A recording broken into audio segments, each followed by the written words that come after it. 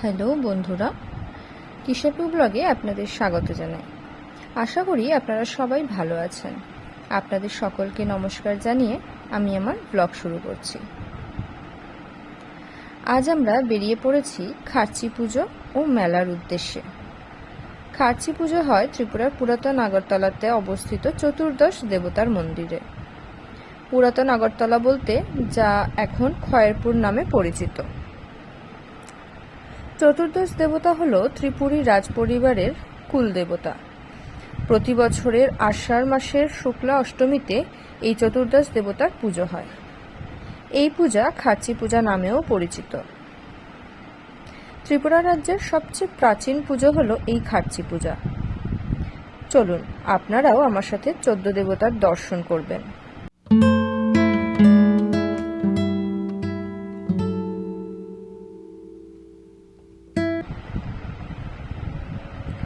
আমরা এসে গেছি মন্দিরের কাছেই। অনেকটা হেঁটে যেতে হবে এখান থেকে। অনেক ভিড় হয় তো, তাই মন্দিরের সামনে গাড়ি নিয়ে যাওয়া যায় না, নো এন্ট্রি করে দিয়েছে। মন্দিরে যাওয়ার পথেই অনেক দোকান বসেছে দেখছি। এই মেলা বিশাল বড় হয়।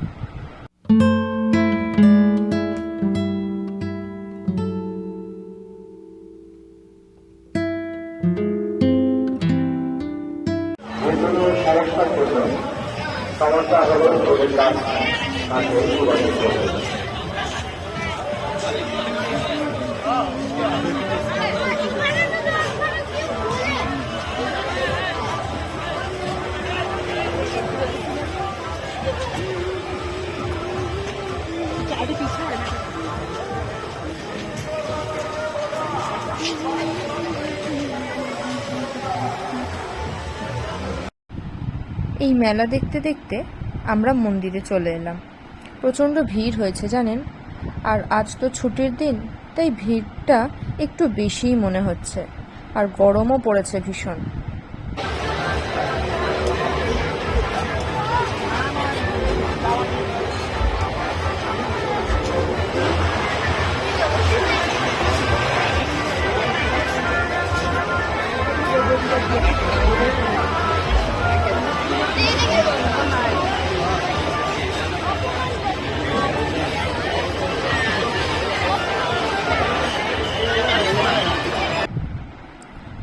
আমি পুজো দেব বলে একটু প্যারা, ধূপ, মোমবাতি কিনে নিয়ে লাইনে দাঁড়িয়ে পড়লাম। এই পুজোতে 14 দেবতাকে পূজা করা হয়। দেখুন, এখানে 14 দেবতাকে একসাথে রাখা আছে। এই 14 দেবতা হলেন হর বা শঙ্কর, উমা বা শঙ্করী, হরি বা বিষ্ণু, মা লক্ষ্মী, বাণী বা সরস্বতী, কুমার বা কার্তিকেয়, গণেশ, বিধি বা ব্রহ্মা, পৃথিবী, সমুদ্র, ভাগীরথী বা গঙ্গা, শিখী বা অগ্নি, কামদেব ও হিমাদ্রি বা হিমালয় পর্বত। এই যে মন্দিরটা দেখছেন, এখানে হর, উমা আর হরি এনাদেরকে রাখা থাকে, আর এনাদেরকে এখানে রোজ পুজো করা হয়। কিন্তু এই আষাঢ় মাসের শুক্লা অষ্টমীতে একসাথে 14 দেবতার পূজা করা হয়। এখন তো সবাই একসাথে আছে, তাই এই জায়গাটা এখন খালি।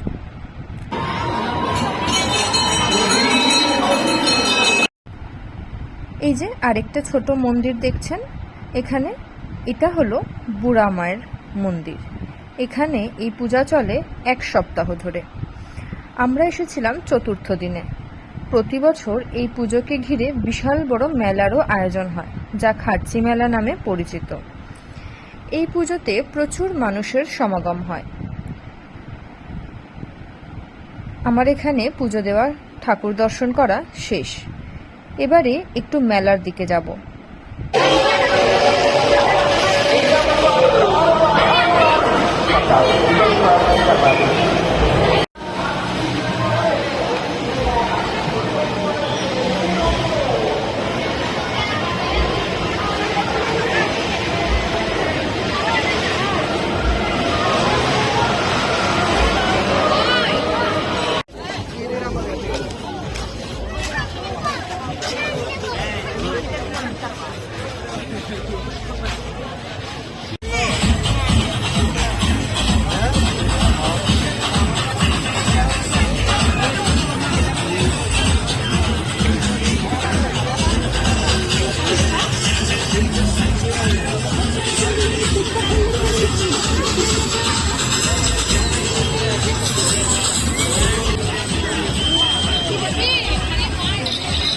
নাম হাত দেবে না,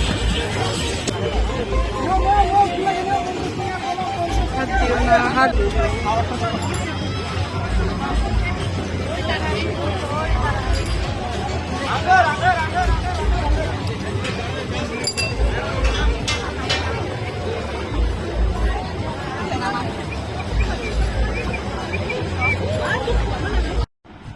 পুরো মেলা আর আমরা ঘুরতে পারলাম না, কারণ একে তো প্রচণ্ড গরম, ভিড়ও হয়েছে আর দেরিও হয়ে যাচ্ছে, অনেকটা রাস্তা আবার যেতে হবে আমাদের।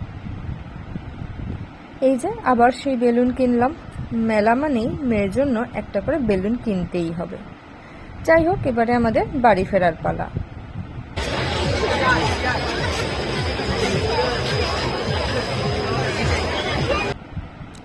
আজ এখানেই শেষ করছি। আপনারা সবাই ভালো থাকবেন, সুস্থ থাকবেন। আশা করি আপনাদের এই ব্লগটা ভালো লেগেছে। আর একটা নতুন ব্লগে আপনাদের সাথে কথা হবে। ভিডিওটা ভালো লাগলে লাইক, কমেন্ট, শেয়ার করবেন। গুড বাই বন্ধুরা।